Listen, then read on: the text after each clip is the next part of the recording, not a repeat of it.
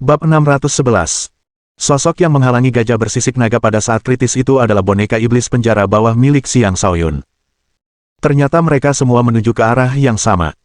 Boneka itu membunuh gajah bersisik naga dengan sebuah pukulan, membuat mayatnya yang berat terlempar tidak jauh di depan, dan membuat gajah bersisik naga lainnya ketakutan. Namun, mereka dikenal karena persatuan mereka, dan mereka tidak akan membiarkan kematian rekan mereka begitu saja. Mereka mulai menghentakkan tanah berulang kali, membuat tanah retak saat mereka menyemburkan energi yang tampak mengerikan. Serangan energi itu melingkari boneka iblis penjara bawah tanah. Serangan energi yang dilepaskan oleh gajah-gajah itu tampaknya datang dari segala arah, dan kaisar manapun akan kesulitan untuk bertahan hidup. Tang Longfei, Lady Sura, dan Ning Wenhuang tidak berani berdiam diri. Mereka dengan cepat berlari menuju Xiang Shaoyun. Adapun boneka iblis penjara bawah tanah, ia bergerak ke arah yang berbeda, memancing semua gajah bersisik naga. Makhluk-makhluk besar ini tampak cukup bodoh, karena semuanya mengejar tanpa berpikir panjang. Tidak akan semudah ini untuk menipu mereka jika mereka lebih pintar. Apakah kalian baik-baik saja? Tanya Xiang Shaoyun kepada ketiganya. Kita tidak akan bisa seperti ini jika kau tidak datang tepat waktu, kata Tang Longfei dengan gembira. Gajah-gajah bersisik naga itu terlalu menakutkan. Mereka pada dasarnya mengirim kita ke kematian, kata Ning Wenhuang sambil menepuk dadanya karena takut. Apa yang sebenarnya terjadi? Xiang Shaoyun bingung. Ini semua kesalahan bajingan Li Haonan itu, kata Ning Wenhuang dengan marah sambil mulai menceritakan semua yang terjadi kepada Xiang Shaoyun. Setelah selesai berbicara, Tang Longfei berkata, meskipun orang itu mungkin menggunakannya sebagai alasan untuk melampiaskan dendam, sebenarnya itu bukan sepenuhnya salahnya. Lagi pula, tanpa ada yang memancing gajah bersisik naga pergi, tidak akan ada yang bisa mendapatkan cairan naga. Kau masih membela dia. Kita bahkan tidak tahu apakah dia benar-benar akan berbagi cairan naga itu dengan kita, kata Ning Wenhuang dengan tidak senang. Kalian harus periksa apakah mereka sudah mendapatkan cairan naga itu. Jika sudah dan mereka tidak mau berbagi, aku akan mengambil bagian kalian, kata Xiang Shaoyun. Shaoyun, apakah kau tidak ikut bersama kami? Tanya Tang Longfei. Aku sudah memisahkan diri dari kelompok itu, jadi aku terlalu malu untuk bergabung kembali sekarang. Tapi jika kalian mempercayaiku, setelah menyelesaikan masalah kalian dengan mereka, ikutlah denganku untuk mencari cairan naga lagi, kata Xiang Shaoyun. Setelah memasuki alam kenaikan naga, aura naganya telah mengeras sebesar 15%, dan ditambah dengan pemahamannya tentang kedalaman bumi, ia mampu secara samar-samar merasakan keberadaan cairan naga di bawah tanah. Ia juga tampaknya mampu merasakan aura cairan naga dengan aura naganya. Jika ia mengikuti indranya, ia mungkin dapat memanen sesuatu. Lebih jauh lagi, ia juga memiliki mani di sisinya. Dengan jejak darah naga di tubuhnya, mani juga memiliki semacam hubungan dengan cairan naga. Bagus. Aku sudah lama bosan dengan Li Haonan itu. Aku akan pergi bersamamu, kata Tang Longfei. Mereka seharusnya hampir selesai sekarang. Kau sebaiknya pergi mengambil bagianmu dari cairan naga itu dulu, kata Xiang Shaoyun setelah mengirimkan indranya mendahului mereka. Maka, Tang Longfei, Lady Sura, dan Ning Wenhuang kembali kepada Shou Xie, Li Haonan, dan yang lainnya. Pada saat itu, Shou Xie dan kawan-kawan telah mengumpulkan sejumlah cairan naga dengan mengandalkan tikus pencari harta karun. Cairan naga terbentuk melalui kombinasi cairan spiritual alami dan sedikit aura naga. Cairan itu terbentuk di dekat wilayah gajah bersisik naga, dan lapisan energi spiritual yang mengkristal mengelilingi setiap tetesnya. Jumlahnya tidak banyak, sekitar 30 tetes. Namun, jumlah sebanyak itu sudah merupakan panen yang cukup besar bagi Shou Xie dan kawan-kawan. Termasuk kelompok Tang Longfei yang beranggotakan 3 orang, total ada 14 orang. Masing-masing dari mereka rata-rata bisa mendapatkan 2 tetes. Li Haonan dan yang lainnya tercengang ketika melihat kelompok Tang Longfei yang beranggotakan 3 orang kembali. Jelas, mereka tidak menyangka kelompok itu akan kembali dengan selamat. Lagi pula, mereka seharusnya tidak mampu menahan serangan gajah bersisik naga yang ganas. Kau kembali tepat waktu, kakak Tang. 6 tetes ini adalah bagianmu, kata Shou Xie yang sambil menyerahkan 3 botol giok kepada mereka. Namun, tepat ketika Tang Longfei hendak menerima botol-botol itu, Li Haonan mengulurkan tangan dan merebutnya terlebih dahulu. Li Haonan, apa maksud semua ini? Tang Longfei sangat marah. Ekspresi Shou Xie juga berubah tidak sedap dipandang. Kakak Li, bukankah itu berlebihan? Shou Xie, ini tidak ada hubungannya denganmu. Anggap saja ini sebagai kompensasi atas masalah yang ditimbulkan Xiang Shaoyun kepada kita. Jika kita menemukan lebih banyak, kita bisa mulai berbagi dengan mereka, kata Li Haonan dengan nada mengejek. Mendengar itu, Tang Longfei bahkan tidak repot-repot berkata apa-apa. Dia langsung melayangkan pukulan dengan marah. Tinju naga surgawi. Tinju itu melesat ke depan seperti naga emas yang bersinar. Ini adalah serangan Tang Longfei dengan kekuatan penuh. Dia tidak tahan lagi dengan Li Haonan yang terus-menerus mempersulit mereka. Bahkan jika pihak lawan adalah seseorang yang berada di peringkat daftar Jiao Luan, dia tetap harus memberi mereka pelajaran. Li Haonan sudah mengantisipasi serangan. Sebuah perisai cahaya biru muncul di hadapannya, dan bergetar dengan kekuatan lembut, melepaskan kekuatan pukulan Tang Longfei. Kau mencoba melawanku hanya dengan kekuatan sekecil ini. Sungguh naif, kata Li Haonan dengan nada meremehkan. Dia menyerang dengan dorongan telapak tangan, mengirimkan energi telapak tangan yang menghantam seperti gelombang ke arah Tang Longfei. Palem Kuikuef lembut. Bang! Serangan itu datang terlalu cepat, dan Tang Longfei terkena sebelum dia sempat melakukan apapun. Awalnya, telapak tangan itu tidak terasa kuat. Tetapi tepat ketika Tang Longfei hendak mengabaikannya dan menyerang balik, dia merasakan kekuatan yang mirip dengan tsunami meletus di dalam dirinya, dan itu membuatnya terlempar. Jika bukan karena baju besinya, serangan telapak tangan itu akan menyebabkan luka parah padanya. Di sampingnya, Lady Sura menghunus senjatanya saat proyeksi pertempuran Sura muncul di sekelilingnya. Dia menyerang Li Haonan, dan Ning Wen Huang pun tidak tinggal diam. Dia meledak dengan kekuatan dan menusukkan pedangnya ke arah Li Haonan. Kau ingin mati? Tentu, aku akan mengabulkan keinginan itu, kata Li Haonan sambil mengeluarkan dua kekuatan berbeda, satu biru dan satu hijau. Proyeksi naga dua warna muncul di sekelilingnya, memperlihatkan kekuatannya sebagai kultivator alam kenaikan naga tingkat 2, dan dia menyerang dengan kedua telapak tangannya. Dua energi telapak tangan tembus pandang melesat ke arah dan menghancurkan serangan kedua wanita itu sebelum melanjutkan serangannya ke arah mereka berdua. Jarak antara mereka berdua dan Li Haonan terlalu besar, dan satu serangan itu memaksa mereka mundur. Aku akan memberi kalian kesempatan untuk tunduk padaku. Jika tidak, aku tidak keberatan memusnahkan kalian semua, kata Li Haonan dengan angkuh, seolah-olah dia adalah penguasa alam semesta. Mereka semua adalah kultivator jenius, tetapi Li Haonan memiliki tingkat kultivasi yang lebih tinggi. Terlebih lagi, dia mengkultivasi dua kekuatan, dan dia memiliki kekuatan untuk mendukung kesombongannya. Adapun yang lain, mereka tidak mengatakan apapun. Mereka hanya berdiri di sana seolah-olah menyaksikan pertunjukan yang bagus. Tepat ketika Shou Xie hendak mengatakan sesuatu, sebuah suara yang penuh penghinaan terdengar, sampah sepertimu bermimpi merekrut kakak Tang dan yang lainnya. Kenapa kau tidak bercermin dengan dirimu sendiri di cermin yang terbuat dari air kencingmu sendiri? Bab 612. Suara gaib itu sulit untuk dipastikan asalnya, tetapi mereka dapat dengan jelas mengenali suara Xiang Shaoyun. Namun, ketika mereka mencari di sekitar mereka, mereka tidak dapat melihatnya dimanapun. Li Haonan mengerutkan kening dan berteriak, Xiang Shaoyun, hentikan permainan picikmu. Tunjukkan dirimu dan hadapi aku jika kau punya nyali. Simpan kata-kata itu untuk saat kau benar-benar menemukanku. Kau sungguh berani sekali berani menyinggung kakak Tang dan wanitaku, suara Xiang Shaoyun terdengar lagi. Niat membunuh yang tak berwujud menyertai suaranya, menyebabkan suasana menjadi tegang. Li Haonan tidak berani lengah. Tubuhnya bergetar karena kekuatan saat ia mengaktifkan pertahanan terkuatnya. Pada saat yang sama, ia mengerahkan inderanya hingga batas maksimal, mencoba mencari Xiang Shaoyun. Ia menolak untuk percaya bahwa Xiang Shaoyun benar-benar bisa menjadi tak terlihat. Tanpa disadarinya, Xiang Shaoyun memang telah menjadi tak terlihat. Ia sudah berdiri tepat di depan mereka, tetapi tak seorang pun dari mereka dapat merasakannya. Sepertinya kau tidak berniat menunjukkan dirimu. Aku akan memaksamu untuk menunjukkan dirimu, kata Li Haonan sambil berlari ke arah Tang Longfei. Energi yang tampaknya tak terbatas terkumpul di kedua telapak tangannya, dan dia menghantamkannya ke arah Tang Longfei. Sayangnya baginya, sebelum serangannya sempat mencapai Tang Longfei, serangan Xiang Shaoyun telah lebih dulu sampai kepadanya. Pak! Alih-alih langsung membunuh Li Haonan, Xiang Shaoyun menamparkan wajahnya dengan keras. Sebelum Li Haonan menyadari bahwa dia telah ditampar, dia merasakan sakit yang membakar di wajahnya dan jatuh tersungkur ke tanah. Dia tidak mau repot-repot menahan rasa sakit di wajahnya, dan segera mengayunkan kedua pedangnya dengan kedua tangannya. Beberapa energi pedang yang kuat dan mengerikan menebas ke depan, menciptakan banyak retakan di tanah dan menumbangkan banyak pohon. Sayangnya, Xiang Shaoyun sudah melayang tepat di atasnya, dan dia menendang kepala Li Haonan dengan keras, membuat wajahnya membentur tanah. Dampaknya mematahkan beberapa giginya. Aku tidak menyuruhmu mengantre tadi karena aku malas. Tapi kau malah bertingkah begitu angkuh. Kau benar-benar ingin mati, ya, kata Xiang Shaoyun sambil mendengus dingin. Xiang Shaoyun, tunjukkan dirimu dan matilah.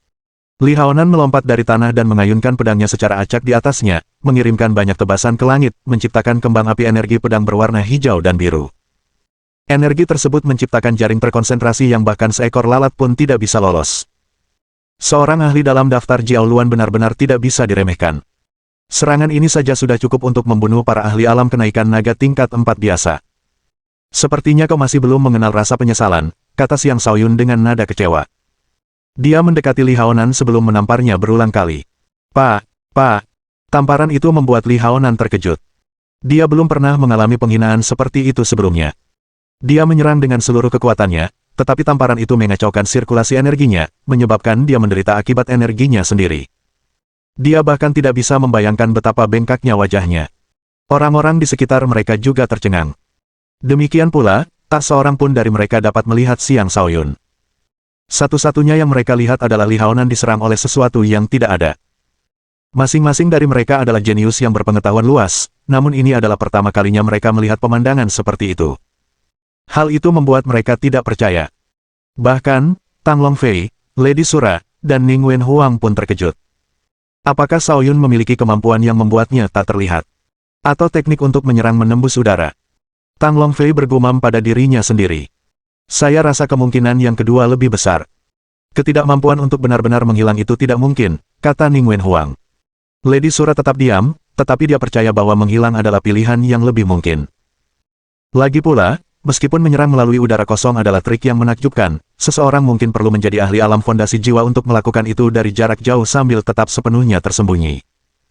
Terlepas dari itu, Xiang Shaoyun kini memberi mereka kesan bahwa dia adalah sosok yang dalam dan tak terukur. Bahkan, tak seorang pun dari mereka berani menyimpan pikiran bermusuhan terhadapnya. Jika tidak, mereka bisa mati tanpa menyadari bagaimana hal itu terjadi. Akhirnya, Li Haonan menunjukkan rasa takut setelah dipukuli habis-habisan. Dia memohon, tidak, tolong hentikan. Aku menyerah. Dia bahkan tidak bisa melihat di mana Xiang Shaoyun berada, namun dia sudah dipukuli dengan sangat parah. Pada saat yang sama, dia masih menderita akibat energi negatifnya sendiri. Jika dia tidak menyerah, dia mungkin akan mengalami akhir yang mengerikan. Xiang Shaoyun tidak bermaksud untuk terlalu memaksa. Sebaliknya, dia menegur, sekarang kau tahu apa itu penyesalan. Baiklah, berikan bagian cairan naga mereka. Dan juga, berikan bagian cairan naga milikmu. Anggap saja itu sebagai pembayaran karena telah menyelamatkan nyawamu. Li Haonan melakukan apa yang diperintahkan tanpa berani berkata apa-apa, menawarkan ketiga tetes cairan naga yang dimilikinya. Dia takut Xiang Shaoyun benar-benar akan membunuhnya. Kelompok itu memiliki 2 tetes cairan naga tambahan yang dibagi antara Shou Xie dan Li Haonan karena dia adalah orang terkuat di kelompok itu. Sayangnya, dia tidak hanya mempermalukan dirinya sendiri, tetapi dia juga tidak memiliki setetes pun yang tersisa untuk dirinya sendiri. Xiang Shaoyun menerima cairan naga itu tanpa ragu-ragu sebelum menendang Li Haonan. Pergi sana. Ingat untuk menghilang dari pandangan kami setiap kali kau bertemu kami di akademi. Aku akan menghajarmu setiap kali aku melihatmu. Li Haonan tidak berani mengatakan apapun. Dia bangkit dan segera pergi dengan murung. Tidak ada yang bisa dia lakukan terhadap musuh yang tak terlihat. Hanya para jenius dengan mata unik yang bisa mengatasi kemampuan tak terlihat. Bahkan setelah Li Haonan pergi, Xiang Shaoyun tetap bersembunyi. Dia hanya meminta kelompok Tang Longfei yang terdiri dari 3 orang untuk pergi bersamanya. Shou Xie dengan cepat berseru, Tuan Muda Xiang, ajak kami. Dengan tikus pencari harta karunku, kita bisa menemukan lebih banyak cairan naga. Kau, Jin Sui, dan Ling Lin boleh datang. Yang lain lupakan saja, suara Xiang Shaoyun terdengar lantang. Shou Xie, Jin Sui, dan Ling Lin sangat gembira. Setelah mengucapkan selamat tinggal kepada yang lain, mereka pergi bersama kelompok Tang Longfei. Yang lain juga ingin bergabung, tetapi tidak ada yang berani menyebutkannya. Lagi pula, mereka telah memperlakukan kelompok Tang Longfei dengan buruk karena masalah yang ditimbulkan Xiang Shaoyun kepada mereka. Akan terlalu memalukan bagi mereka untuk meminta ikut serta sekarang. Ayo pergi. Sudah waktunya kita pulang, kata Yan Gang sambil menghela napas. Mungkin kita bisa mencarinya sendiri, saran Zhongxia. Tentu saja bisa, tetapi dimanapun cairan naga dapat ditemukan, pasti juga dipenuhi dengan binatang buas iblis yang kuat. Dengan kekuatan kita, menghadapi binatang buas itu akan menjadi masalah. Lebih baik kita kembali saja. Fokuslah untuk menyelamatkan nyawa kita, kata Yan Gang sambil memimpin dan pergi. Bab 613. Satu-satunya alasan Xiang Shaoyun menerima Shou Xie, Jin Sui, dan Ling Lin adalah karena mereka pernah bertarung bersama. Ketiganya berperilaku baik, dan dia memutuskan untuk memberi mereka kesempatan. Dia tidak akan mengizinkan mereka bergabung jika bukan karena alasan itu.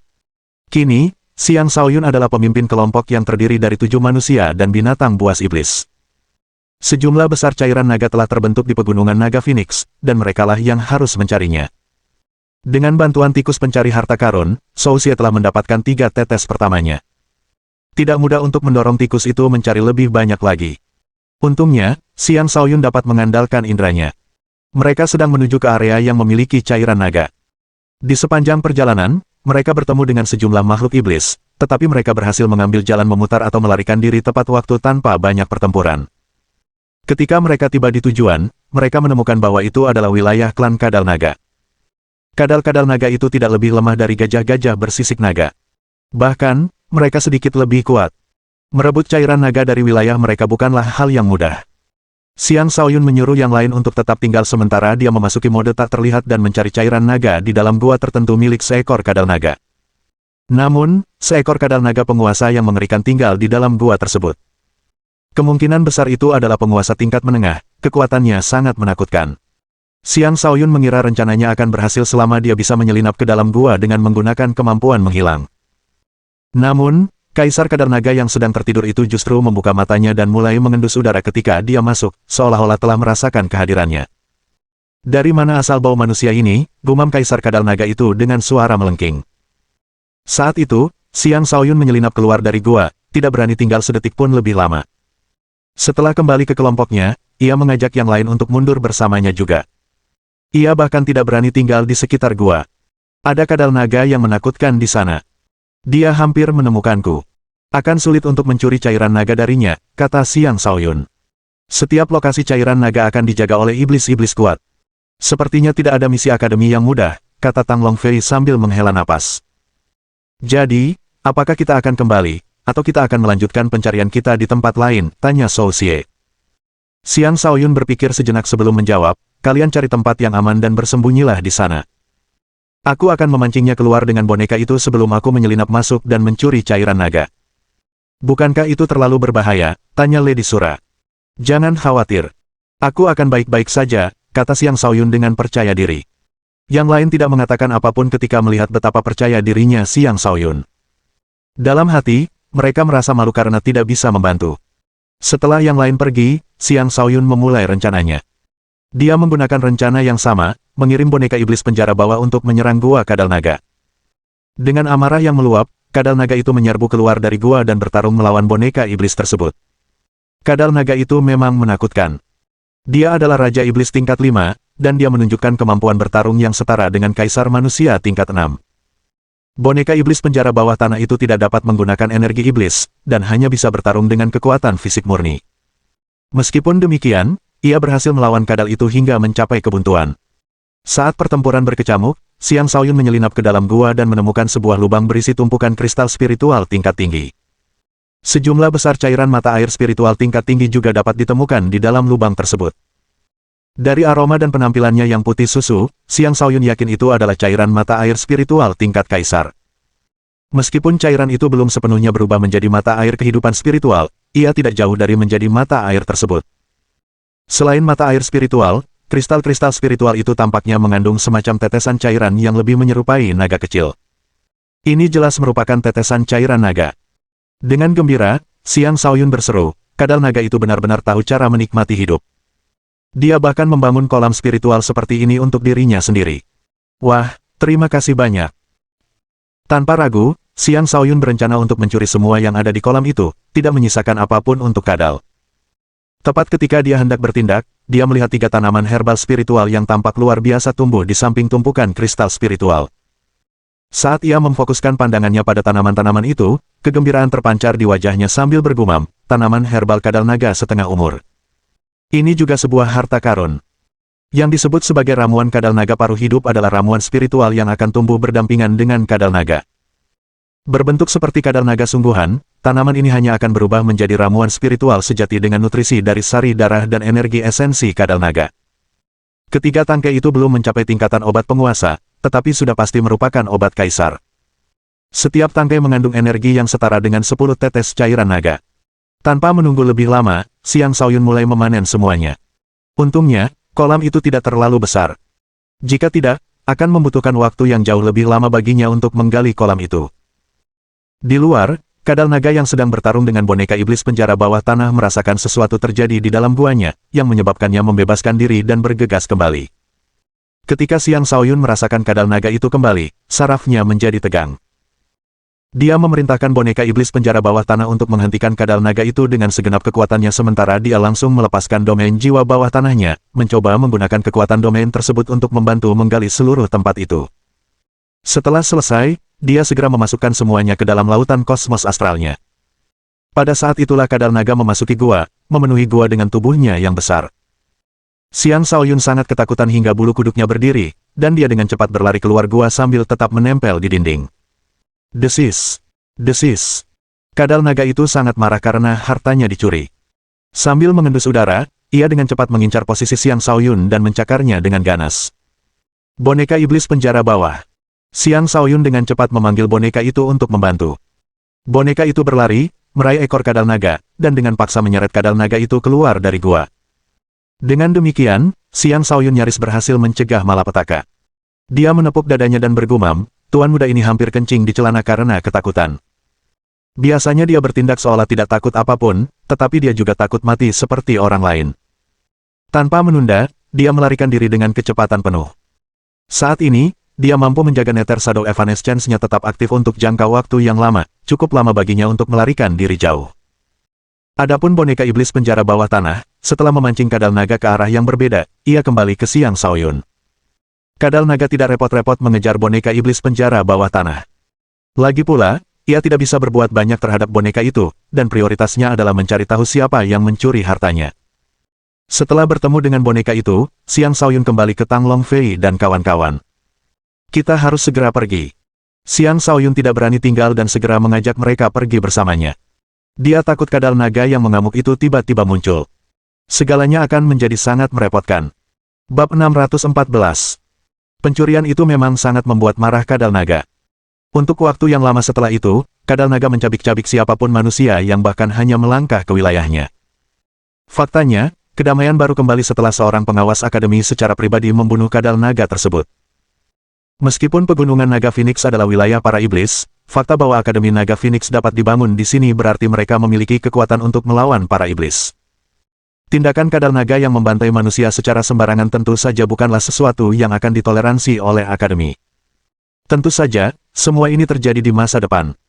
Xiang Shaoyun dengan cepat bergabung kembali dengan Tang Long Fei dan kawan-kawan setelah mencuri dari kadal naga. Setelah melarikan diri jauh dari wilayah kadal naga, Xiang Shaoyun mengeluarkan cairan naga yang ditemukannya dan memberikan masing-masing orang yang hadir 5 tetes, ditambah 5 tetes cairan mata air penyembuhan tingkat kaisar. Mereka semua dipenuhi kegembiraan setelah menerima bagian mereka. Tuan Muda Xiang, bukankah ini terlalu banyak? Kami tidak memberikan kontribusi apapun, kata Shou Xie, merasa agak malu. Ambil saja. Karena kalian sudah berani datang, setidaknya usaha kalian tetap berarti, kata Xiang Shaoyun dengan santai. Kali ini ia menuai hasil panen yang melimpah. Selain cairan tingkat kaisar, ia juga memanen lebih dari 100 tetes cairan naga. Ia hanya membagikan sekitar sepertiga dari hasil panennya dan masih menyimpan sebagian besar untuk dirinya sendiri. Meskipun ia adalah satu-satunya yang bekerja untuk panen tersebut, ia tidak menyimpan semuanya untuk dirinya sendiri. Kemurahan hatinya terlihat jelas. Shou Xie, Jin Sui, dan Ling Lin dipenuhi kekaguman. Jika mereka berada dalam situasi serupa, mereka tidak akan begitu murah hati. Haha, mengikuti Shaoyun selalu menguntungkan, kata Tang Long Fei sambil tertawa terbahak-bahak. Ning Wen Huang juga dipenuhi rasa terima kasih. Saya, Ning Wen Huang, pasti akan membantu tanpa ragu jika Anda membutuhkan sesuatu dari saya di masa mendatang, Tuan Muda Xiang. Cairan naga itu sangat berharga. Setiap tetesnya akan sangat bermanfaat bagi kultivasi mereka. Bisa dikatakan bahwa hanya dengan panen ini saja, mereka dapat menyelesaikan misi dengan sempurna. Hanya satu tetes cairan naga bernilai 200.000 poin kontribusi, yang dapat mereka gunakan untuk banyak hal. Bisa dikatakan bahwa mendapatkan cairan naga telah menguntungkan mereka dalam berbagai aspek. Xiang Shaoyun mengangkat bahu acuh tak acuh. Kita semua berteman. Tidak perlu terlalu sopan. Mereka tidak mengakhiri pencarian mereka setelah panen besar. Belum genap sebulan sejak mereka meninggalkan akademi, jadi mereka punya banyak waktu. Selama waktu yang akan datang, Xiang Shaoyun mengandalkan inderanya dan tikus pencari harta karun untuk menemukan 2 tempat lagi yang menyimpan cairan naga. Kedua tempat itu tidak memiliki banyak cairan naga, tetapi mereka malah mendapatkan beberapa obat raja dan kaisar, jadi hasil panen mereka masih lumayan. Tentu saja, mereka juga terlibat dalam banyak pertempuran yang sulit. Untungnya, mereka memiliki Xiang Shaoyun untuk menjaga keselamatan mereka. Tepat ketika mereka hendak mengakhiri pencarian mereka, tikus pencari harta karun itu menemukan sesuatu yang menakjubkan. Tuan Muda Xiang, tikus pencari harta karun telah menemukan istana bawah tanah. Zhou Xie memberitahu Xiang Shaoyun tentang berita itu. Semua orang terkejut. Mata Xiang Shaoyun berbinar saat dia bertanya, di mana? Tepat di lembah di depan kita, tetapi tempat itu dipenuhi kabut beracun dan bentuk kehidupan beracun kuat lainnya. Selain itu, beberapa anggota akademi kita berada di dekat sini. Sepertinya mereka juga telah menemukan sesuatu, kata Zhou Xie. Sebuah formasi kuat mengelilingi istana bawah tanah, formasi yang sangat menekan tikus pencari harta karun dari kejauhan dan memaksanya untuk menyerah dan kembali kepada kita. Pada umumnya, tikus pencari harta karun dibiarkan berkeliaran bebas dan tidak dikurung di sekitar mereka. Biasanya tikus itu akan kembali ke Zhou Xie jika menemukan sesuatu. Kali ini pun sama. Ayo kita periksa, utus Xiang Shaoyun tanpa ragu-ragu. Dalam hati, ia merenung, tempat suci itu pasti bukan di sini, kan? Ia merasa ingin melihat peta yang diberikan kepadanya, tetapi ia menahan diri karena masih belum bisa memastikan apakah istana bawah tanah itu benar-benar situs suci tersebut. Maka, kelompok itu pun maju di bawah pimpinan tikus pencari harta karun. Setelah sekitar 1 jam, mereka tiba di dekat sebuah lembah yang dikelilingi kabut beracun. Mereka berhenti, tidak berani melangkah lebih dalam. Kabut beracun itu cukup kuat, dan tumbuh-tumbuhan di daerah itu semuanya layu dan mati. Bau busuk memenuhi udara, dan beberapa makhluk hidup beracun tersembunyi di dalam kabut tersebut. Jika kelompok-kelompok itu entah bagaimana selamat dari kabut tersebut, makhluk-makhluk hidup itu akan menggigit mereka sampai mati. Bahkan, tanah di depan mereka berlumuran darah. Jelas, seseorang telah meninggalkan bercak darah itu belum lama ini. Racun yang sangat kuat. Dengan kekuatan kita, memasuki tempat ini hanya akan berarti kematian, kata Tang Longfei sambil menghela napas. Benar. Bisa dikatakan tempat ini terlindungi secara alami. Bahkan ahli alam fondasi jiwa yang kuat pun tidak akan berani menggali terlalu dalam. Siapa tahu masih ada bentuk kehidupan beracun yang lebih kuat di dalamnya, kata Zhou Xie. Xiang Shaoyun tetap diam sambil mengamati situasi di dalam kabut beracun itu dengan domain jiwa neternya. Semakin jauh ia memperluas indranya, semakin berbahaya kabut beracun itu terasa. Ia juga menemukan sekelompok sekitar selusin orang yang berusaha bergegas keluar tidak jauh di depan mereka. Perlahan, ia dapat melihat kelompok itu dengan jelas. Dilin dan Disang ternyata adalah bagian dari kelompok itu. Begitu mereka keluar dari kabut beracun, mereka berlari ke arah yang berbeda. Sekelompok binatang buas berbisa yang mengerikan mengejar mereka, terus-menerus menyemburkan racun dari mulut mereka. Hanya dengan satu sentuhan racun, mereka yang tidak cukup cepat akan tak berdaya berubah menjadi tumpukan darah. Di saat krisis, Dilin melemparkan boneka kaisar tingkat tinggi untuk menghalangi binatang buas berbisa itu. Barulah mereka berhasil melarikan diri dengan selamat. Xiang Shaoyun ingin mengejar mereka dan menyerang mereka saat mereka terjatuh, tetapi ia mengurungkan niatnya setelah ragu-ragu. Dia merasa kelompok itu dilindungi oleh seseorang yang sangat berpengaruh. Dia tidak berani bertindak gegabah. Jika memang ada ahli tersembunyi di suatu tempat, dialah yang akan jatuh ke dalam bahaya. Seorang pria sejati selalu bisa menunggu sebelum membalas dendam. Tidak akan lama lagi aku akan memenggal semua kepala kalian, pikir Xiang Shaoyun dalam hati. Lalu dia berkata kepada yang lain, mari kita pergi. Tempat ini penuh dengan racun. Sekalipun ada istana bawah tanah di sini, itu bukanlah tempat yang bisa kita jelajahi. Yang lain setuju. Xiang Shaoyun memperingatkan, juga, pastikan tidak ada di antara kalian yang membicarakan hal ini, atau kita bisa mendatangkan masalah besar bagi diri kita sendiri. Mereka tentu saja mengerti maksudnya. Berita ini akan mengguncang bahkan kalangan atas akademi. Ketika itu terjadi, mereka akan menarik perhatian semua orang, dan mereka bahkan mungkin terpaksa menjelajahi kabut beracun itu untuk membuktikan perkataan mereka.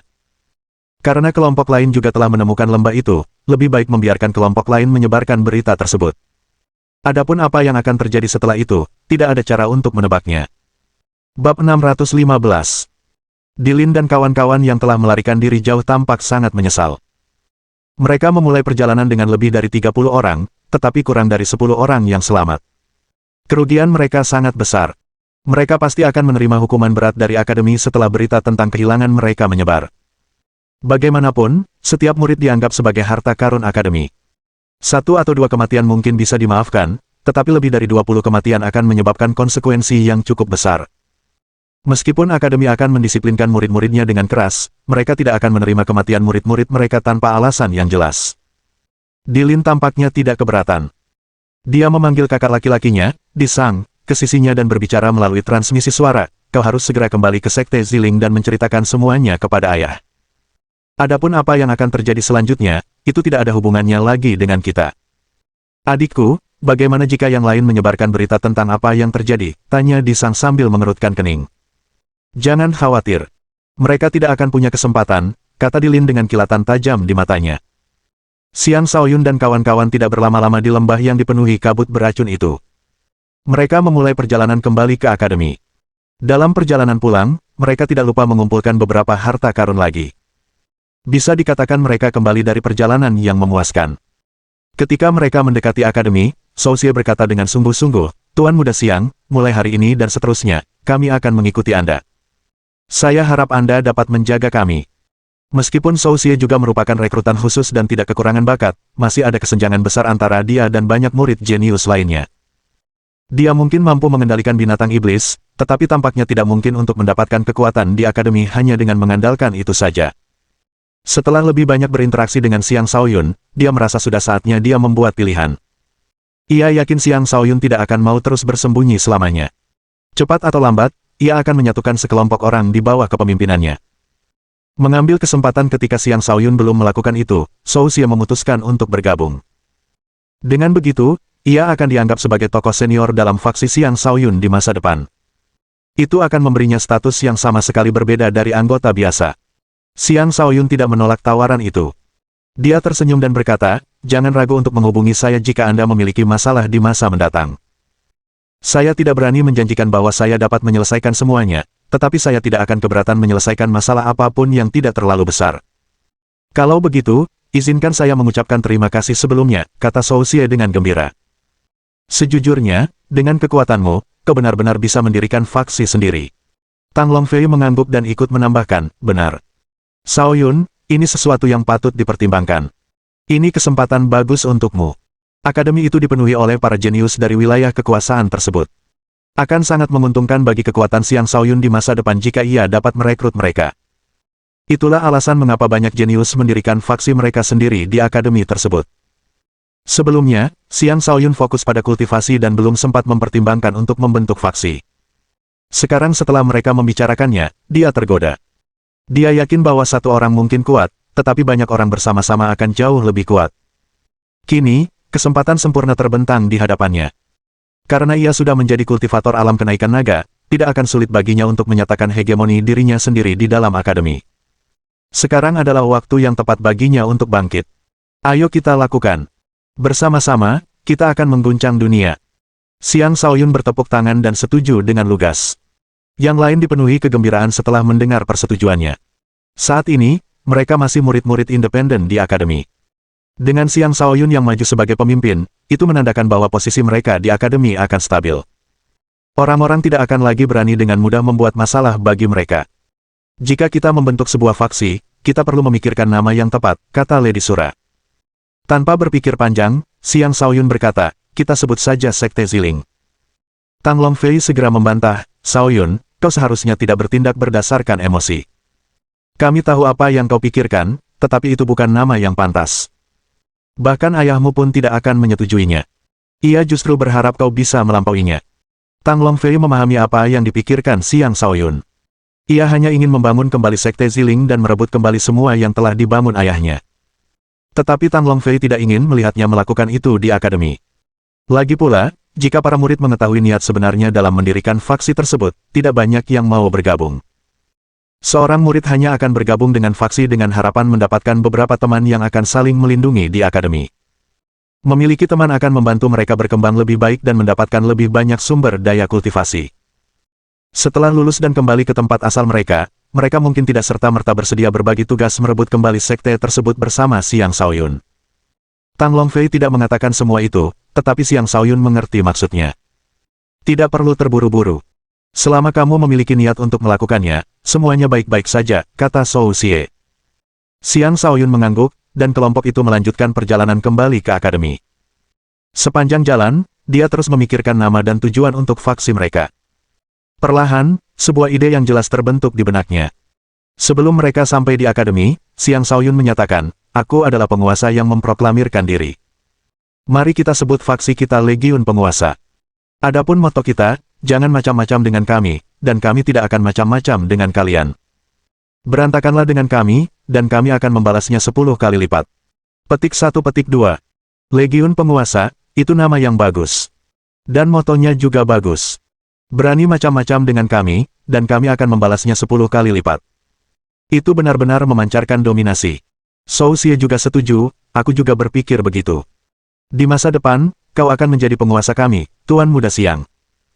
Sambil mengatakan itu, ia membungkuk dalam-dalam kepada Xiang Shaoyun, meresmikan statusnya sebagai pengikut Xiang Shaoyun. Jin Xi dan Ling Li juga melakukan hal yang sama, dan mereka berseru, penguasa tertinggi. Tang Longfei, Lady Sura, dan Ning Wenhuang segera mengikuti. Xiang Shaoyun ingin menghentikan Tang Longfei agar tidak ikut membungkuk, tetapi setelah berpikir sejenak, ia memutuskan untuk tidak melakukannya. Meskipun ia memanggil Tang Longfei sebagai kakak laki-lakinya, martabat seorang pemimpin organisasi perlu dijaga. Baiklah. Kalian semua adalah anggota senior faksi ini. Mulai sekarang, Shou Xie akan bertanggung jawab atas pengumpulan informasi. Kakak Tang dan kakak Ning akan bertanggung jawab atas perekrutan. Nyonya Sura akan bertanggung jawab atas komunikasi antar anggota. Saya tidak peduli dengan kekuatan anggota kita. Loyalitas adalah satu-satunya prioritas saya. Mereka yang tidak mau patuh tidak akan diterima, terlepas dari kekuatan mereka. Semua anggota harus saling membantu, dan kita tidak akan pernah meninggalkan anggota yang membutuhkan. Mereka yang mengkhianati sesama anggota akan dikeluarkan untuk pelanggaran ringan. Adapun pelanggaran berat, jangan salahkan saya jika saya bersikap kejam, tegas Xiang Shaoyun dengan sungguh-sungguh. Ya, Overlord, jawab yang lain. Bagus sekali. Setelah kita kembali, aku akan bertarung dalam pertempuran pertama atas nama Legiun Penguasa kita dan menyebarkan nama kita ke seluruh akademi, kata Xiang Shaoyun dengan niat bertempur yang kuat. Dia sudah memiliki target untuk ditantang. Dengan mengalahkan orang itu, dia tidak hanya bisa melampiaskan amarahnya, tetapi juga bisa menyebarkan ketenaran Legiun Penguasa ke seluruh akademi. Bab 616. Hal pertama yang dilakukan Xiang Shaoyun dan kawan-kawan setelah kembali ke akademi adalah menyerahkan cairan naga di aula misi untuk mendapatkan poin kontribusi. Jumlah cairan naga yang mereka serahkan berbeda-beda. Tang Longfei, Shou Xie, dan yang lainnya hanya menyerahkan 1 tetes masing-masing untuk 200.000 poin kontribusi, sementara Xiang Shaoyun menyerahkan 5 tetes untuk 1 juta poin kontribusi. Dia telah menyerahkan poin sebanyak itu karena ingin memasuki 9 zona kultivasi unik akademi tersebut. Jika dia hanya mengkultivasi 1 jenis kekuatan, dia tidak akan membutuhkan begitu banyak poin kontribusi. Tetapi karena dia mengkultivasi 9 kekuatan, dia membutuhkan banyak poin untuk memasuki ke 9 zona tersebut. Meskipun ia telah mengumpulkan lebih dari 1 juta poin kontribusi melalui duel, ia percaya bahwa ia membutuhkan lebih banyak lagi.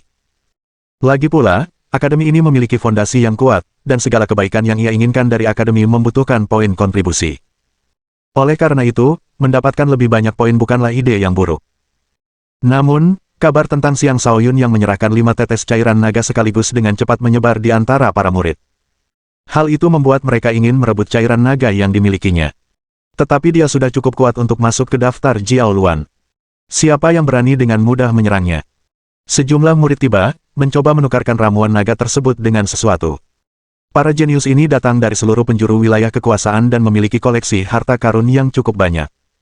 Tak satu pun barang yang mereka tawarkan merupakan barang biasa. Sayangnya bagi mereka, Xiang Shaoyun segera memasuki sesi kultivasi terpencil tanpa bertemu siapapun. Para murid yang ingin berdagang tidak punya pilihan selain menunggu dengan murung. Meskipun mereka juga bisa menukarkan cairan naga dari akademi, mereka perlu membayar 300.000 poin kontribusi per tetes. Itu berarti kenaikan harga sebesar 50%. Harus diakui bahwa akademi meraup keuntungan besar dengan kesepakatan seperti itu. Karena itu, para murid lebih memilih menunggu Xiang Shaoyun. Tentu saja, mereka juga mencari Shou Xie, Tang Longfei, dan yang lainnya. Tetapi mereka juga mengasingkan diri, menolak untuk bertemu siapapun. Dengan cairan naga di tangan, akan aneh jika mereka tidak segera mulai berkultivasi dalam pengasingan. Cairan naga dapat mempercepat kecepatan transformasi energi astral seseorang menjadi aura naga, memperkuat kultivator dengan cepat. Persaingan di akademi sangat ketat di antara para murid, masing-masing berusaha mengungguli yang lain untuk mendapatkan peringkat yang lebih baik. Di ruang gravitasi, Xiang Shaoyun dengan cepat memurnikan 9 tetes cairan naga. 9 tetes itu memasuki 9 bintangnya, mengubah energi di dalamnya menjadi untaian aura naga. Mengaum, mengaum. Raungan seekor naga terdengar di dalam tubuhnya saat energinya melonjak dan berkumpul di tulang punggungnya, meningkatkan aura naganya dan memicu pertumbuhan yang pesat. Setiap tetes cairan naga mengandung sejumlah besar energi yang mampu menghasilkan aura naga yang melimpah setelah bergabung dengan energi astral. Pada umumnya, 9 tetes cairan naga sudah cukup untuk membantu seorang praktisi alam kenaikan naga maju satu tahap kultivasi penuh. Namun bagi Xiang Shaoyun, aura naganya hanya bertambah 4%. Penguatan aura naganya telah mencapai 15% sebelum ini. Dengan tambahan 4%, ia mencapai 19%, mencapai puncak alam kenaikan naga tahap pertama. 1% lagi akan mendorongnya langsung ke tahap kedua. Jelas sekali betapa berharganya cairan naga itu. Itu praktis merupakan ramuan terbaik untuk membantu seseorang berkembang selama alam kenaikan naga. Tentu saja, seiring bertambahnya kultivasi, jumlah aura naga yang dibutuhkan untuk maju akan meningkat, sehingga seseorang membutuhkan lebih banyak cairan naga. Cairan naga itu hanya bekerja dengan baik karena Xiang Shaoyun baru saja memasuki alam kenaikan naga. Dia masih memiliki cukup banyak cairan naga, tetapi dia tidak menggunakannya untuk mendorong dirinya ke tahap kedua. Ia perlu terlebih dahulu mengasah basis kultivasi tahap pertamanya dengan benar sebelum maju.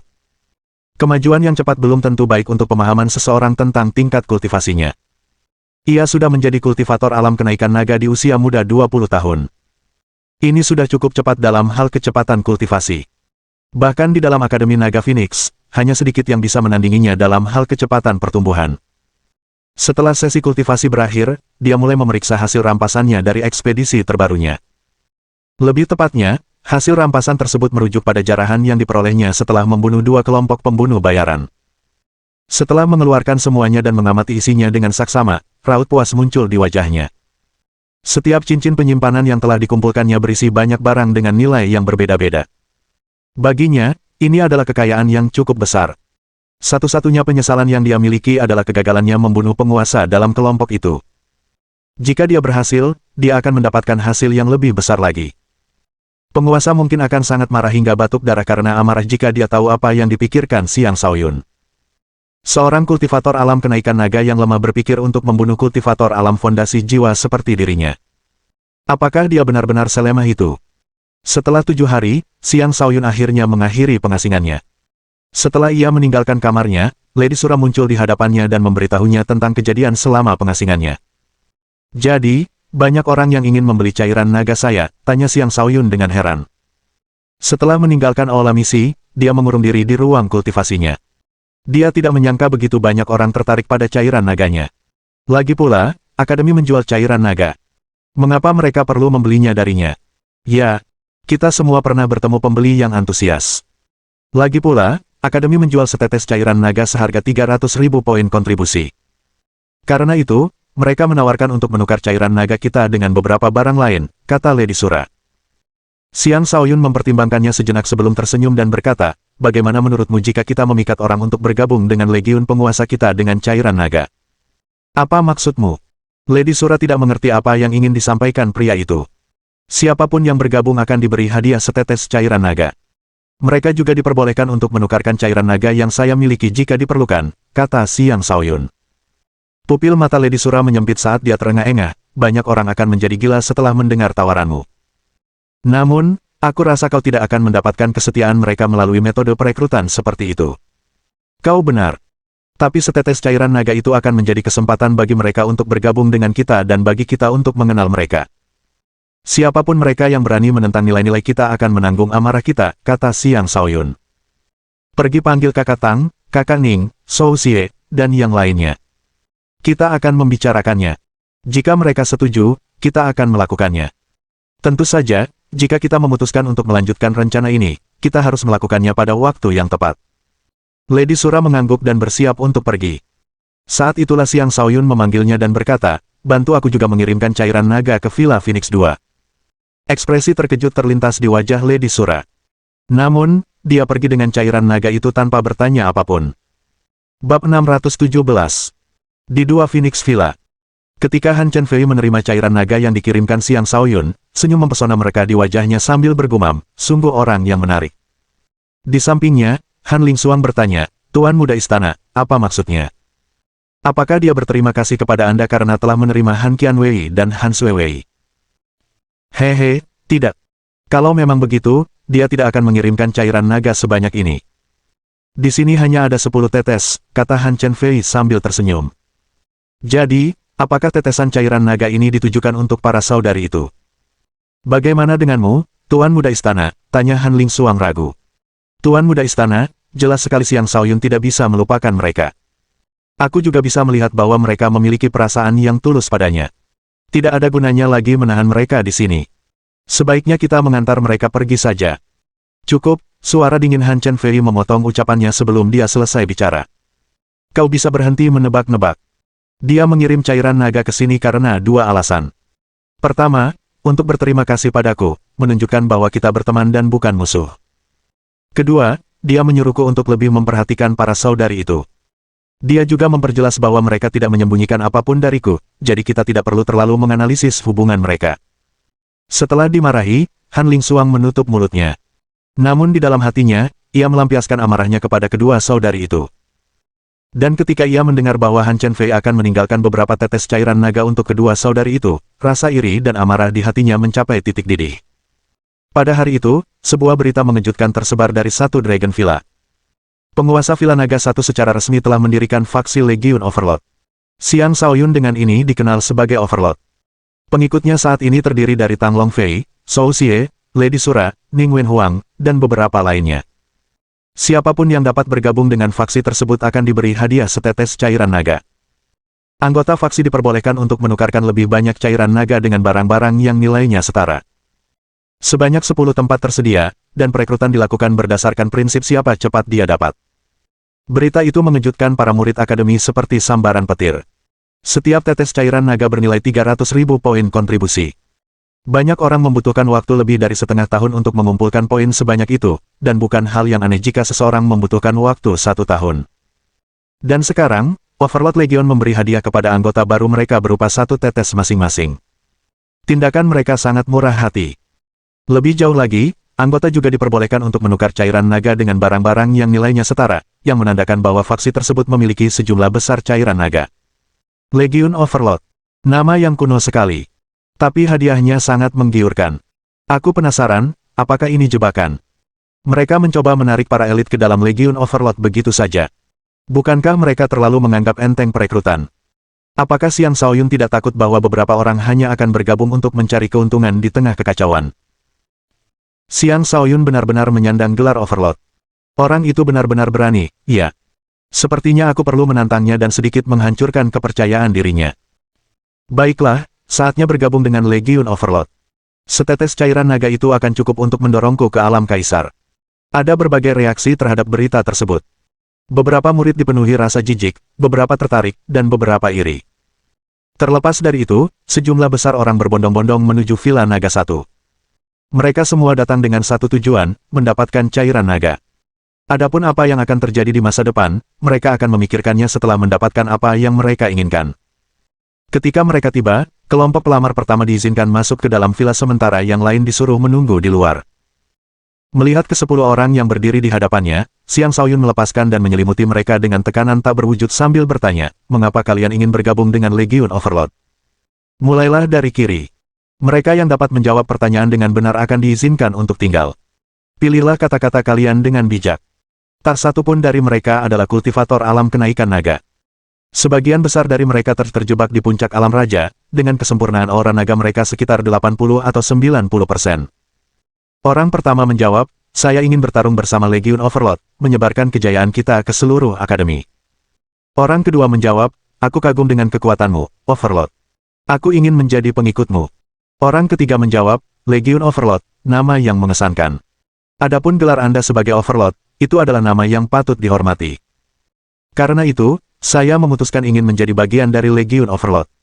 Mereka memberikan jawaban yang berbeda-beda, masing-masing mencoba merayunya dengan cara yang berbeda. Jelas, mereka semua berusaha meninggalkan kesan yang baik. Sayangnya, hanya satu orang yang diizinkan untuk tinggal. Orang itu adalah orang ke-8 yang menjawab, dengan jawaban, saya di sini untuk cairan naga. Itulah mengapa Xiang Shaoyun mengizinkannya tinggal. Ketika yang lain mendengar hasilnya, mereka merasa marah dan bahkan mempertanyakan Xiang Shaoyun. Xiang Shaoyun menjawab, dia berani mengungkapkan isi hatinya, sementara kalian semua merahasiakan motif kalian. Tidakkah kalian malu untuk terus tinggal di sini? Lihatlah sikap kalian, di mana kekaguman dan rasa hormat yang kalian klaim miliki untukku. Berhentilah berbohong. Benar saja, setelah kata-kata itu, mereka terlalu malu untuk tinggal dan pergi dengan murung. Selanjutnya, kelompok pelamar kedua diizinkan masuk. Xiang Shaoyun mengajukan pertanyaan yang berbeda, setelah bergabung dengan Legion Overlord, apa hal pertama yang akan kamu lakukan? Orang pertama bertanya, layani Legion dan raih kejayaan untuk Legion. Orang kedua menjawab, dapatkan lebih banyak cairan naga untuk Legion sebagai balasan atas kebaikan Legion. Orang ketiga menjawab, saya akan tetap pada posisi saya dan menjalankan tugas saya sebagaimana yang dipersyaratkan oleh Legion. Dua orang diizinkan untuk tetap tinggal kali ini. Setelah sekitar 2 jam, tersisa total 15 pelamar. Ke-15 orang itu dipenuhi keraguan karena mereka bertanya-tanya mengapa 15 orang tersisa padahal hanya 10 yang akan direkrut. Setelah membuat mereka menunggu sekitar 1 jam, Xiang Shaoyun muncul kembali dan mengumumkan bahwa dari 15 orang yang hadir, 5 orang telah didiskualifikasi. Kelima orang itu tentu saja merasa kesal. Tidak mudah bagi mereka untuk tetap bertahan setelah memilih jawaban yang benar. Apa maksud dari mengusir mereka seperti ini? Xiang Shaoyun menunjuk salah satu dari mereka dan berkata, Yu Ming, kau bagian dari aliansi di, kan? Sejak kapan kau membelakangi mereka? Wajah Yu Ming langsung berubah pucat pasi. Dia ingin membalas, tetapi dia tidak dapat menemukan kata-kata yang tepat dan hanya pergi tanpa berkata-kata. Sedangkan untuk kalian bertiga, kurasa aku tidak perlu menyebutkan alasan diskualifikasi kalian secara terang-terangan, kan, kata Xiang Shaoyun. Ketiganya pergi dengan raut wajah malu. Meskipun mereka bukan anggota aliansi di, mereka adalah anggota faksi lain. Jelas sekali, Xiang Shaoyun telah meneliti latar belakang mereka. Adapun orang terakhir yang didiskualifikasi, Xiang Shaoyun menjelaskan, kau terlalu pandai menyembunyikan kekuatanmu. Jelas sekali kau bukanlah seseorang yang benar-benar membutuhkan cairan naga. Benarkan? Bab 618. Orang terakhir yang didiskualifikasi adalah Sang Jifeng, seseorang yang termasuk dalam 100 besar daftar unggas ular. Dia selalu menjaga profil rendah. Dia menghabiskan sebagian besar waktunya untuk berkultivasi dan memiliki sedikit kontak serta sangat sedikit perselisihan dengan siapapun. Sekilas, tingkat kultivasinya berada di puncak alam kenaikan naga tahap pertama, tetapi sebenarnya, dia telah mencapai pertengahan tahap pertama. Seseorang dengan kekuatan seperti dia bisa dengan mudah menantang daftar Jiao Luan. Entah mengapa, dia berada di sini menyembunyikan kekuatannya, seolah-olah dia takut seseorang akan menemukan rahasianya. Karena kurangnya informasi, Xiang Shaoyun tidak berani merekrutnya. Ekspresi terkejut terpancar di mata Sang Jifeng saat dia berkata, kau benar-benar bisa melihat kekuatan sejatiku. Fisikmu yang setara bintang 9 memang luar biasa. Namun, apakah kau mengusirku setelah mengetahui kekuatan sejatiku karena kau takut suatu hari nanti aku akan melampauimu?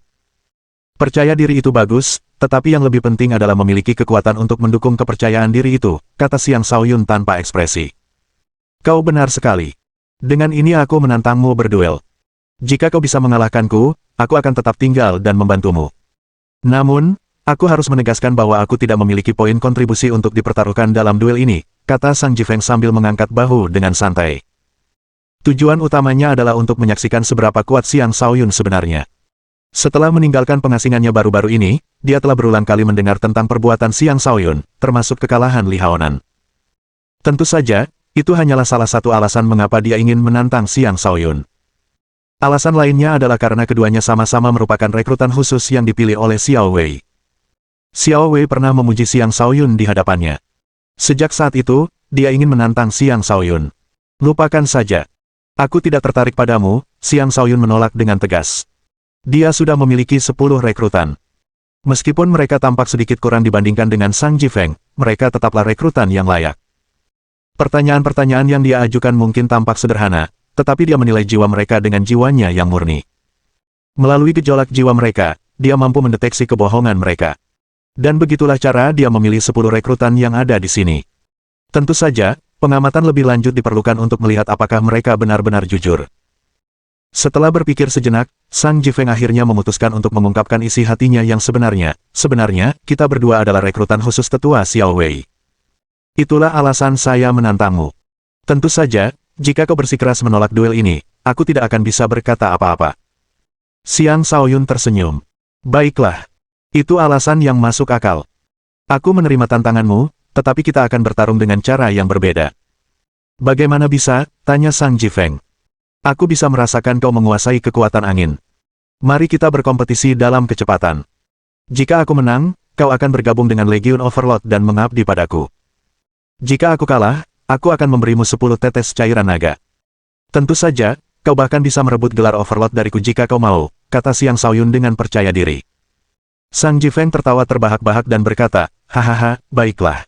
Aku terima. Jika mereka harus bersaing dalam hal kemampuan bertarung, Sang Jifeng merasa hasilnya bisa berimbang. Tetapi jika itu adalah kompetisi kecepatan, dia yakin memiliki peluang 90% untuk menang. Lagi pula, dia adalah seorang kultivator angin yang juga memahami niat gerakan kaki. Bahkan, dia juga dikenal sebagai angin penghancur. Julukannya saja sudah menunjukkan bahwa pemahamannya tentang kekuatan angin melampaui banyak orang lain. Baiklah. Mari kita lakukan di luar, kata Xiang Shaoyun. Dia bisa melihat kepercayaan diri Sang Jifeng, dan dia sendiri juga dipenuhi kepercayaan diri. Jika tidak, dia tidak akan menyarankan metode kompetisi seperti itu. Keduanya menuju ke suatu lokasi di dalam akademi yang sepi dan memilih sebuah gunung secara acak sebagai tujuan mereka. Siapapun yang pertama tiba akan menjadi pemenangnya. Setelah Sang Jifeng menyatakan persetujuannya, keduanya pun memulai perlombaan. Seperti dua anak panah yang dilepaskan dari busur, keduanya melesat dengan kecepatan yang mencengangkan. Awalnya, mereka berdiri berdampingan. Tetapi ketika Sang Jifeng menunjukkan kecepatan maksimalnya, dia mulai menjauh. Xiang Shaoyun, jika ini batas kecepatanmu, itu akan sangat mengecewakan, kata Sang Jifeng dengan nada provokatif sebelum seluruh tubuhnya tampak menyatu dengan angin. Sosoknya yang halus terus terbang ke depan dengan kecepatan yang sangat tinggi hingga tubuhnya menjadi buram, meninggalkan jejak bayangan. Xiang Shaoyun tidak berani menahan diri, dan dia dengan cepat membangkitkan kekuatan angin iblis yin di dalam dirinya. Menggunakan 9 langkah neter milik Overlord dan niat langkah kaki, dia mengejar. Ketika Sang Jifeng merasakan Xiang Shaoyun menyusulnya, ekspresi terkejut muncul di wajahnya saat dia berpikir, dia benar-benar memahami niat gerakan kaki. Yah, tetap saja tidak mungkin baginya untuk mengalahkan saya dalam hal kecepatan. Kedelapan bintangnya meledak dengan kekuatan secara bersamaan saat ia menggunakan gerakan kaki yang menakjubkan untuk sekali lagi mengungguli Xiang Shaoyun. Basis kultivasinya lebih tinggi daripada Xiang Shaoyun, dan ia hanya fokus pada kekuatan angin. Ia juga telah menyempurnakan tahap pertama niat gerakan kaki, dan itu bekerja bersama dengan teknik gerakan kaki tingkat tingginya. Ia percaya bahwa selain Feng Xiaoxia, tidak ada seorang pun di Akademi Naga Phoenix yang dapat menyainginya dalam hal kecepatan. Sepertinya aku harus menggunakan kekuatan asliku, pikir Xiang Shaoyun saat melihat Sang Jifeng mendekati garis finish. Petir menyambar dari kakinya, meningkatkan kekuatan kakinya dan kecepatannya pun meningkat. Kilat itu adalah tanda bahwa dia sedang mendorong 9 langkah neter milik Overlord hingga batasnya dan meningkatkan teknik tersebut dengan kekuatan petir untuk menciptakan efek unik. Namun, dia hanya mampu sedikit memperpendek jarak antara dirinya dan Sang Jifeng. Saat ini, keduanya bergerak dengan kecepatan yang sama. Jika dia tidak melepas baju besinya yang berat, mengejar Sang Jifeng tampaknya mustahil. Dengan kemenangan di depan mata, wajah Sang Jifeng penuh senyum saat dia menoleh ke belakang dan menatap Xiang Shaoyun dengan tatapan mengejek. Xiang Shaoyun, kekalahanmu sudah pasti. Namun, ia belum sempat mengucapkan kata-kata itu ketika perubahan terjadi pada Xiang Shaoyun lagi. Sepasang sayap energi putih tumbuh dari punggungnya. Dengan kepakan lembut, kecepatannya meningkat lagi. Hosh! Hosh! Dalam sekejap, Xiang Shaoyun menyusul Sang Jifeng. Kemudian dia berjalan di depan Sang Jifeng, menjejakkan kakinya di gunung. Sang Jifeng, yang hanya selangkah di belakang, menatap Xiang Shaoyun dengan tatapan kosong. Jelas, dia belum pulih dari keterkejutan kekalahan itu. Terima kasih karena telah bersikap lunak padaku, kata Xiang Shaoyun sambil menangkupkan kedua tangannya. Bisa dikatakan bahwa ia harus melakukan segala yang ia bisa untuk memenangkan perlombaan tersebut. Dalam hati, ia menyesal, aku masih terlalu ceroboh. Seandainya aku melepas baju zirah sejak awal, kemenangan tidak akan sedekat ini. Setelah Sang Jifeng pulih, dia melangkah ke arah Xiang Shaoyun dan membungkuk dengan sopan. Sang Jifeng memberi salam kepada penguasa tertinggi. Bab 619. Xiang Shaoyun sedang dalam suasana hati yang baik setelah merekrut seorang tokoh kuat seperti Sang Jifeng sebagai bawahannya.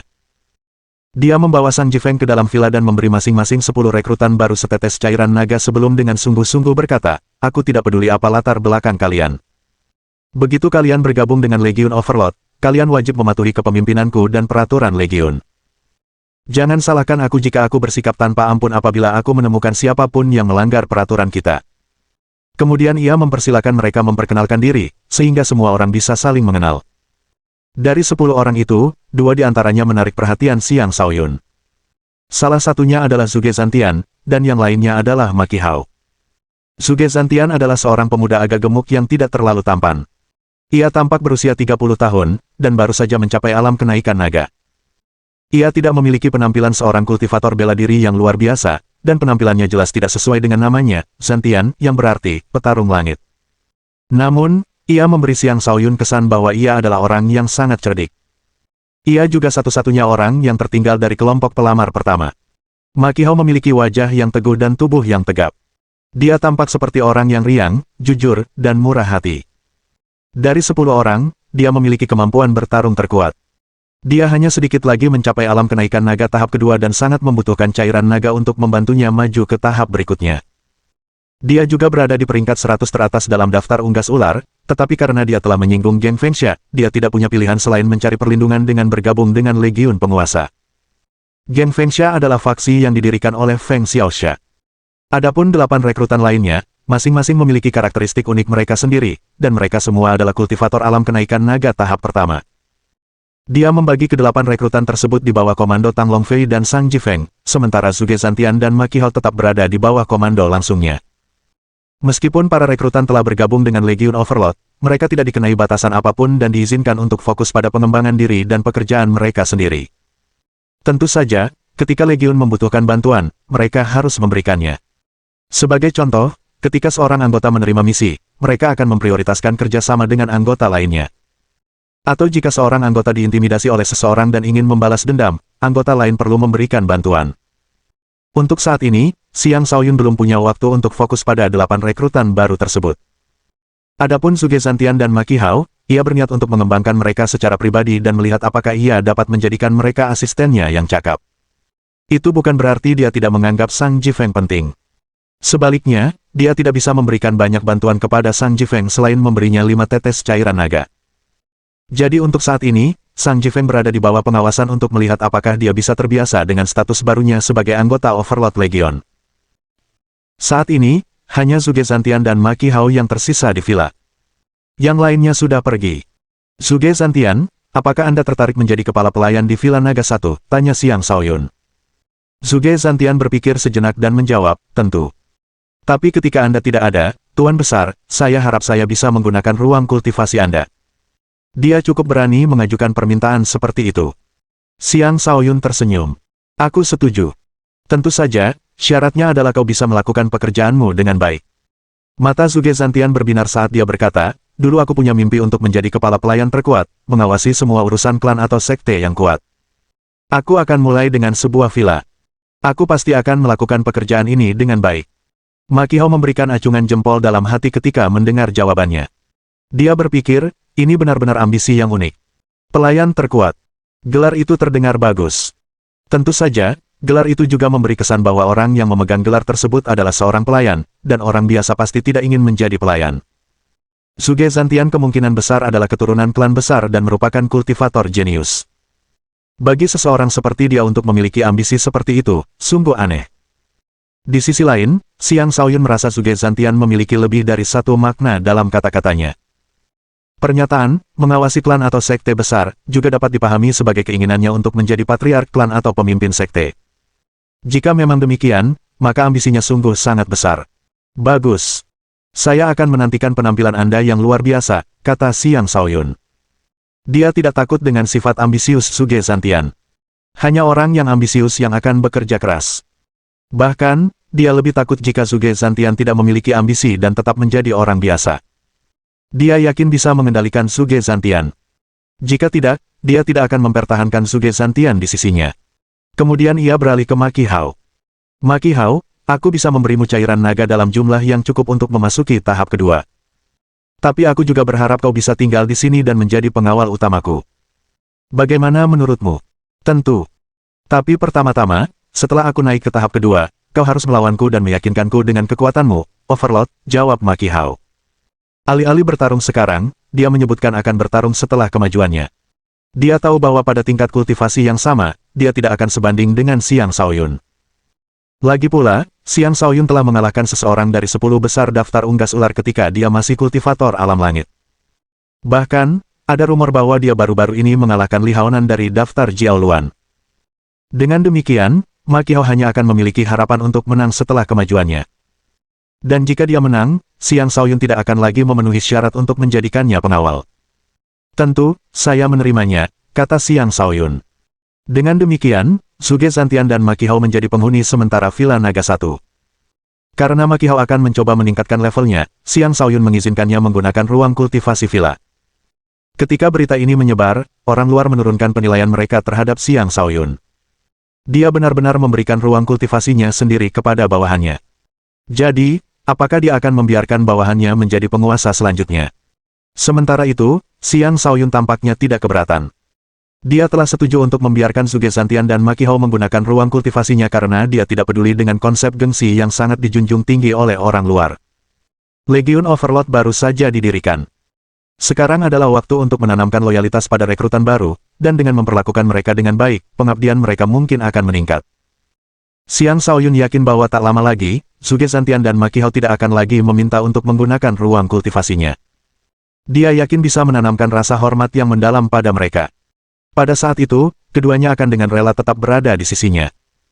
Dalam waktu kurang dari 3 hari, Ma Qiao berhasil naik tingkat. Sudah cukup lama sejak dia mencapai puncak tahap pertama. Dengan demikian, tidak sulit untuk mencapai tahap kedua dengan sedikit ramuan naga di tangan. Setelah terobosan itu, dia dengan tidak sabar mencari Xiang Shaoyun untuk bertarung. Dia yakin bisa mengalahkan Xiang Shaoyun dan mulai menantang daftar Jiao Luan. Sayangnya, hasil akhir pertempuran itu adalah Ma Qiao harus patuh menjadi penjaga Villa Naga 1 mulai sekarang. Pertempuran itu hanya disaksikan oleh anggota Overlord Legion, sehingga tidak ada orang luar yang mengetahui isi pertempuran tersebut. Pertempuran itu juga berhasil membuat semua anggota menyetujui Xiang Shaoyun sebagai pemimpin mereka. Namun bagi Xiang Shaoyun, itu saja tidak cukup untuk membuat para pengikut barunya kagum.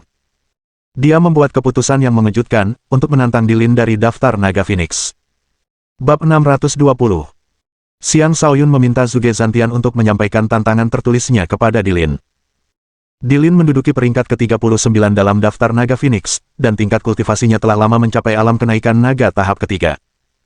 Terlebih lagi, dikatakan bahwa kekuatannya telah tumbuh pesat akhir-akhir ini dan dia akan segera mampu melesat ke tahap keempat. Meskipun Xiang Shaoyun telah berkembang pesat, perbedaan tingkat kultivasi mereka masih cukup besar. Pertarungan antara dia dan Dilin tampak agak dipaksakan di pihaknya. Berita tentang tantangannya mengejutkan Akademi. Dari mana datangnya kepercayaan diri Xiang Shaoyun? Dia benar-benar berani menantang seseorang di daftar Naga Phoenix. Dia sudah mampu menantang mereka yang ada di daftar Jiao Luan bahkan sebelum dia mencapai alam kenaikan naga. Sekarang dia sudah berada di alam itu, kurasa dia benar-benar memiliki kekuatan untuk menantang daftar Naga Phoenix.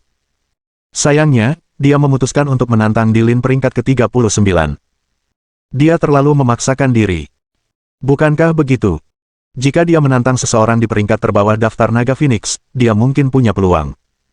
Pertarungan melawan seseorang dengan peringkat setinggi itu tidak akan mudah. Jangan lupa bahwa Dilin sekarang adalah murid pribadi dari seorang tetua generasi sebelumnya. Tetua itu telah membimbingnya sepenuh hati, sedangkan Xiang Shaoyun tidak memiliki guru. Judge honestly, kesenjangan antara keduanya cukup besar. Terlepas dari itu, ini tetap akan menjadi pertarungan yang sengit. Kita akan segera tahu siapa yang lebih baik di antara keduanya. Sejumlah besar anggota aliansi telah berkumpul di Villa Dilin. Mereka semua ada di sana untuk mencari tahu apakah Dilin akan menerima tantangan tersebut. Mereka tentu berharap Dilin akan menghapus kesombongan Xiang Shaoyun. Tetapi pada saat yang sama, mereka juga merasa bahwa Dilin akan menurunkan statusnya jika menerima tantangan dari seseorang seperti Xiang Shaoyun. Di villa itu, Dilin duduk di kursi utama, memancarkan aura seorang tiran. Duduk di sampingnya adalah Xia Yunxi yang cantik dan anggun, yang tak seorang pun akan bosan memandanginya. Dengan surat tantangan di tangan, Dilin bertanya dengan acuh tak acuh, "Menurutmu, haruskah aku menerima tantangan ini?" Ditong menjawab, "Adikku, kurasa kita sebaiknya menunda pertarungan ini." Ditong adalah salah satu yang pergi ke alam iblis bersama Xiang Shaoyun. Dia tahu bahwa Xiang Shaoyun memiliki beberapa trik unik yang dapat melepaskan kekuatan yang cukup menakutkan. Ditong khawatir Dilin akan menderita kerugian akibat trik-trik tersebut. Dilin melirik kakak laki-lakinya dengan kesal dan berkata, "Panggil saja aku ketua aliansi. Kau pikir aku bukan tandingannya?" Ditong tidak menyangka adik laki-lakinya akan bersikap angkuh di depannya. Sambil mengerutkan kening, dia berkata, aku hanya berpikir lebih baik kau berhati-hati. Aku pernah pergi ke alam iblis bersama Xiang Shaoyun, jadi aku tahu beberapa trik ampuh yang dimiliki anak itu. Dia bukan lawan yang mudah. Pada saat itu, seseorang yang berdiri di depan Ditong menawarkan, Tuan Aliansi, mengapa Anda tidak membiarkan saya bertarung atas nama Anda? Jika dia tidak bisa mengalahkan saya, bagaimana dia layak menantang Anda? Kulitnya gelap, seperti arang manusia, yang membuatnya menonjol di antara rekan-rekannya. Sepasang matanya yang tajam memancarkan kesan bahwa dia adalah individu yang luar biasa. Dia adalah Zhu Changchuang, pemegang fisik bintang 7 tingkat tinggi dan ahli nomor 1 di bawah Dilin.